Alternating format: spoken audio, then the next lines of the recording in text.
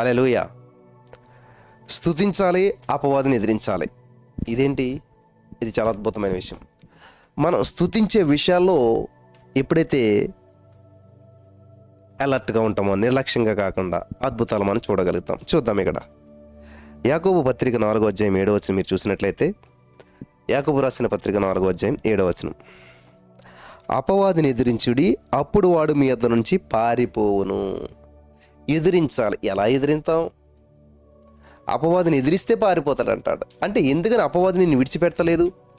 అపవాదిగాడు నిన్ను శోధిస్తూ ఉన్నాడు, అపవాదిగాడు నిన్ను బాధ పెడుతూ ఉన్నాడు. ఎందుకని అంటే నువ్వు ఎదిరించటం లేదు, నువ్వు ఎదురు తిరగడం లేదు.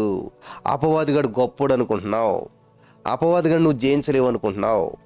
చూద్దాం చాలా జాగ్రత్తగా మీరు గమనించినట్లయితే, స్తుతిలో ఉన్నటువంటి శక్తి ద్వారా అపవాదిగాడిని మనం, సైతానుగాడిని మనం ఎదిరించటం, తరిమివేయటం గురించి డేవిడ్ విల్కర్సన్ అనేటువంటి ఆయన తన పుస్తకంలో రాశాడు. ఒక పర్యాయమాతడు ఈ యొక్క ఎవరంటే మరి ఈయన డేవిడ్ విల్కర్సన్ అనేటువంటి ఆయన మరొక పర్యాయం, ఒక పట్టణం వీధుల్లో సువార్త ప్రకటిస్తూ ఉన్నాడు. ఒక పట్టణంలో ఉన్నటువంటి వీధిలో దేవుని యొక్క వాక్యాన్ని, సువార్తను ప్రకటిస్తూ ఉన్నాడు. గమనించాలి, అర్థమవుతుందా? ఆ సువార్తను ప్రకటిస్తున్నటువంటి సమయంలో ఏమైందంటే, అకస్మాత్తుగా సడన్గా కొంతమంది రవిడీలు అతని మీద దాడి చేశారు.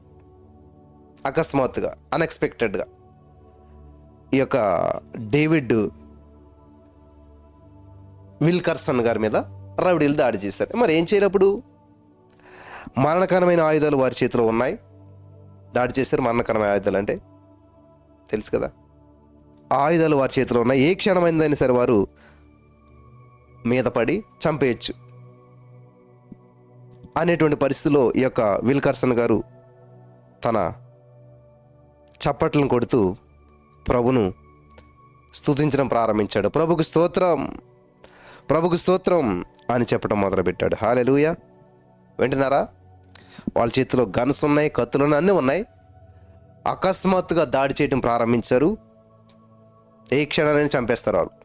అటువంటి సిచ్యువేషన్లో ఆయన మరి ఏ క్షణమందైనా సరే వారి మీద పడి దాడి చేసి చంపేస్తారు. కాబట్టి ఆ పరిస్థితిలో విల్కర్సన్ గారు ఏం చేశారంటే, తను చప్పట్లు కొడుతూ హల్లెలూయా హల్లెలూయా చప్పట్లు కొడతాం ప్రారంభించాడు. చప్పట్లు కొడుతూ ఏం చేశాడు? ప్రభుకు స్తోత్రం, ప్రభుకు స్తోత్రం, ప్రభుకు స్తోత్రం, ప్రభుకు స్తోత్రం అని చెప్పి ప్రభుని స్తుతించడం ప్రారంభించాడు. In the name of Jesus. Hallelujah. ఎప్పుడైతే మరి అలా చెప్పడం ప్రారంభించాడో ఇంకంతే సంగతి. మీదకు వచ్చినటువంటి దుండగులు ఎవరైతే ఉన్నారో మరి ఒక దేవదూత చేత తరిమేయబడినట్లుగా పారిపోయారంట. ఎవరో ఒక దేవదూత వచ్చి తరిమేస్తున్నట్టుగా వాళ్ళు పారిపోయారంట. స్తుతిలో శక్తి అంత గొప్పదన్నమాట. చూసారా? మనకు అసలు అట్ట టైంలో దేవుడు గుర్తురాడు. ఇంకా నేను ఎలా తప్పించుకోవాలి, ఏం చేయాలి, వీళ్ళని దండం పెట్టాలా, ఇట్లాంటి ఆలోచనలు వస్తాయి. కానీ స్తుతించాలి. స్తుతిలో ఇంత శక్తి ఉంది. స్తుతి స్థితిని మారుస్తుంది. రోజు వింటాం. ఏం మారిందంటే స్థితి మారదు మనకి. ఎప్పుడైతే ఆ యొక్క మరి విల్కర్సన్ గారు అలా ప్రభుకు స్తోత్రం అని చెప్పారో అద్భుతమైన రీతిలో వాళ్ళు పారిపోవటం జరిగిందంట. హల్లెలూయా. మరి ఈరోజు నిష్కారణంగా కొంతమంది మీ మీదకి లేవచ్చు, హేతువు లేకుండానే మీ మీద దాడి చేసి ఢీకొనొచ్చు. అప్పుడు మీరు ప్రభు బంగారు ముఖాన్ని చూసి, తండ్రి ఈ పరిస్థితిని బట్టి నేను స్తుతిస్తున్నాను అని చెప్పండి. తండ్రి ఈ పరిస్థితిని బట్టి నేను స్తుతిస్తున్నాను అని చెప్పండి. నింద, అవమానం, పోరాటాలు యందు నీవు నాతో కూడా ఉన్నందుకు నీకు స్తోత్రాలు చెప్పి దేవుని స్తుతించండి. ఈ నింద, అవమానం, పోరాటాలు నీవు నాతో కూడా ఉన్నావు, థ్యాంక్ యూ జీసస్ అని చెప్పి మనం దేవుణ్ణి స్తుతించాలి. ప్రియులారా, మీకు జయము కలుగుతుంది. అప్పుడు మన ప్రభువు స్తుతుల మధ్యను, శరాపుల మధ్యను, కెరూబుల మధ్యను నివసించేవాడు. ఆయన ప్రసన్నత ఎల్లప్పుడూ కూడా సాతానును తరిమి కొడుతూ ఉంది. స్తుతి ఎదుట సాతాను నిలవజాలడు, స్తుతించేవారు ఎదుట సాతానుగాడు నిలవలేడు. నా ప్రియమైనటువంటి సహోదరి స్నేహితులారా, స్తుతించండి, జయం పొందండి. అన్న అంతా అపజయమేనన్నా, అన్న అంతా ఆందోళనేనన్నా, అయితే స్తుతించు, ప్రారంభించు, ప్రత్యేకపరచుకో. నిన్ను నీవు స్తుతించడం విషయంలో నిన్ను నువ్వు ప్రత్యేకపరచుకో. హల్లెలూయా, థ్యాంక్ యూ జీసస్. మరి 1 కొరింథీ 15:57లో ఒక అద్భుతమైనటువంటి విషయాన్ని మనం అక్కడ చూస్తూ ఉన్నాం.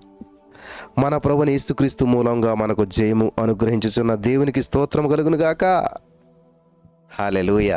మన ప్రభువైన యేసుక్రీస్తు మూలముగా మనకు జయము అనుగ్రహించుతున్నటువంటి దేవునికి స్తోత్రములు కలుగును గాక, స్తుతులు కలుగును గాక, మహిమ కలుగును గాక, ఘనత కలుగును గాక. కాబట్టి స్తుతించాలి, అపవాదిని ఎదిరించాలి.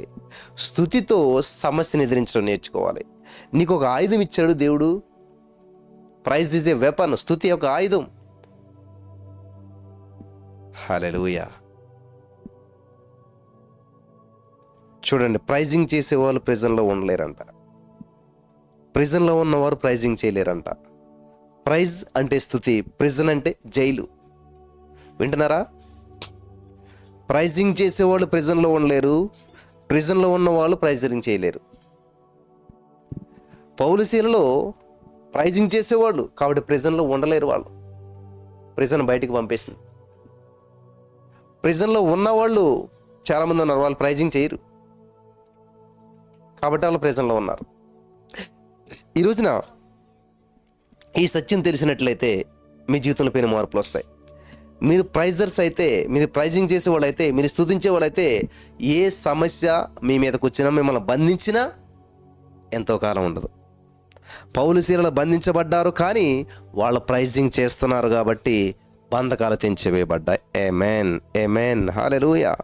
సో ఈ రోజున ఈ మాటలు వింటున్నటువంటి మీరు కూడా మరి ప్రైజర్స్గా ఉన్నట్లయితే, ప్రైజింగ్ చేసేవాళ్ళుగా ఉన్నట్లయితే మీ బంధకాలు తెంచివేయబడతాయి.